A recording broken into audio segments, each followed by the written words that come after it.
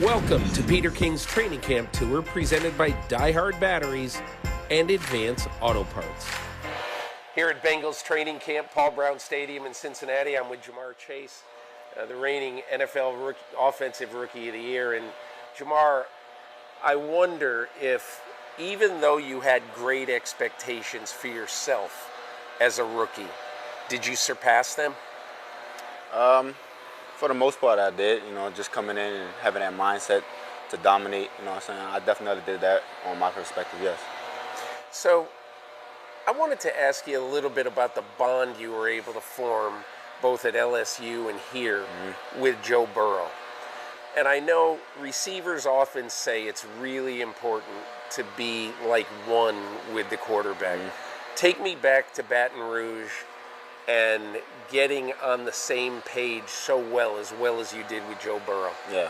It all started from summer practices, like camp and stuff. We would go on U High's field right across the street from LSU's campus and just throw on Sundays and Saturdays just to get the chemistry down with all the receivers. And once the game came, it just took off. Once the game came, we took off. The communication got better, and it just built it on from there.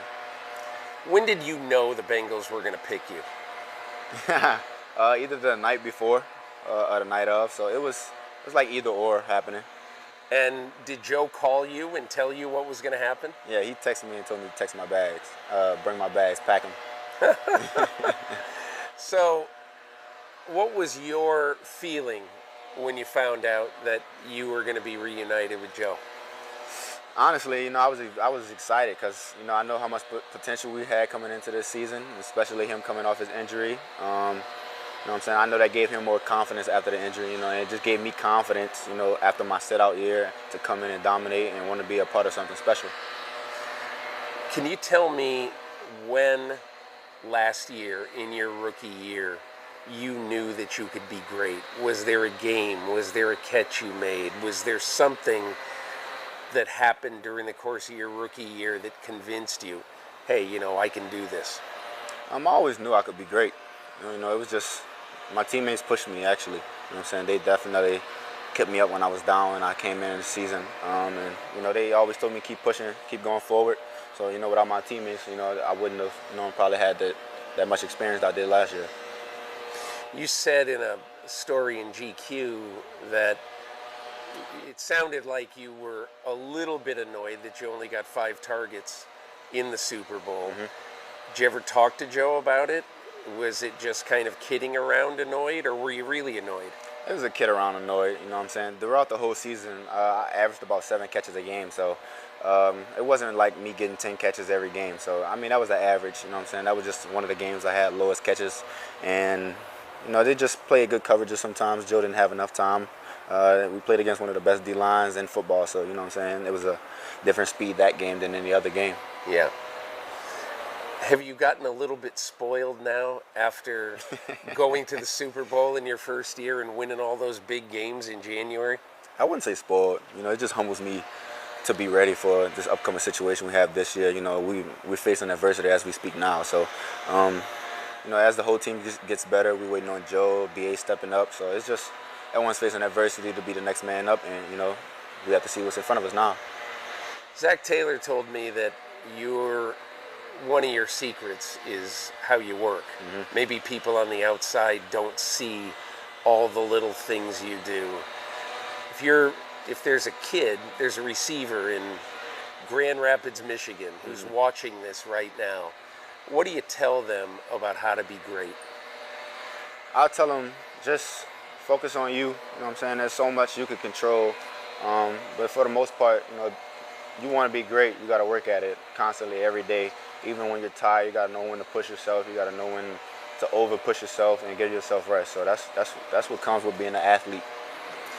I've heard also that Troy Walters, your receivers coach, has been a guy who's pushed all 3 of you, all the receivers on this team. What does he do to make you better? Troy has been, a great person here for me, not just off the field, but on the field also. Just pushing me to be great, making sure I catch extra jugs, extra tennis balls. even in the playbook. You know what is the story with the tennis balls? Yeah. Because I've seen receivers do that around the league. Why is that important? It just helps with hand-eye coordination, slows the ball down when it's coming at you. You know, it's just, like I said, hand-eye coordination. That's the main part you want to have, and, you know, just making sure you're focusing in on the ball when it's coming at you. Two other things. How did you learn to be kind of fearless on the field? You don't seem to be in any way intimidated by the physical part of this game or really by anything. Where does that come from? Honestly, I think it came from me playing running back. You know what I'm saying? I played running back in middle school, and then when I got to high school, you know, I had a little bit of carries at running back. So having that physical toughness in the school I went to and the college I went to, you know, they builded me into the man I am today. You put little Post-it notes around your home to, you know, are those goals? What are those exactly? Give me an idea of what you put on your Post-it notes. I put them in my bathroom, so every morning I wake up, you know, brushing my teeth and stuff, I see them, you know, I read them. But give me an example. What would be a good Post-it note that you would see? It's like quotes. I have quotes now. I don't have all my goals yet, but I have quotes now. It's just be a leader, you know, be on time, execute, and push others around me. So that's something that I have in my mirror right now, just to give myself motivation every day I wake up. I want to ask you one more thing. So after the Super Bowl, kind of a bitter loss, and you, I guess, are looking for Joe Burrow, kind of can't find him, and you went, from what I understand, and kind of got him out of his lethargy, got him out of his room to go with you to do something. Tell me about the night of the Super Bowl and what you did with Joe. Yeah, so I think he was with his family at first, and I texted him, you know, and he was actually, I think he was looking for me first. And I told him where I was at, and he came up to the room and just asked what we was going to do. And I said we was going to go out, you know what I'm saying? You should come with us, you know what I'm saying? Because you don't get this experience no more. So, you know, it's like one of the lifetime experience, and you're one of the best quarterbacks, you know what I'm saying, to ever do it. So, you know, bro, just come out with us, have a good time, you know, enjoy the moment while you're here, because we might not get this chance again. Did you think he was a little down after the game? He was. I mean, he was. Especially the way I know him. That's why I told him to do it, you know what I'm saying? I don't want him to sit inside and dwell on the moment, you know what I'm saying, or what he could have done, what he could have done. So, I mean, you got to see what you do, watch the film, and then move on from it. You really want to be the best receiver in football, don't you? That's my goal. No questions? No questions. Yeah. What about you against Justin Jefferson? I'm better than Justin. What about Devontae? I don't know if I'm better than him, but I'll definitely rank myself high. You know what I'm saying? I watch his film all the time. He told me he watches my film, so that's definitely something to keep me working. Yeah. Hey, listen, thanks for taking the time. Really appreciate it. Thank you. At Bengals camp in Cincinnati with JaMarr Chase, this is Peter King.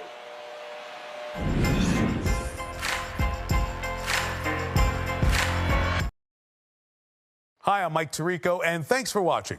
Make sure to hit subscribe for the latest news and highlights from NBC Sports.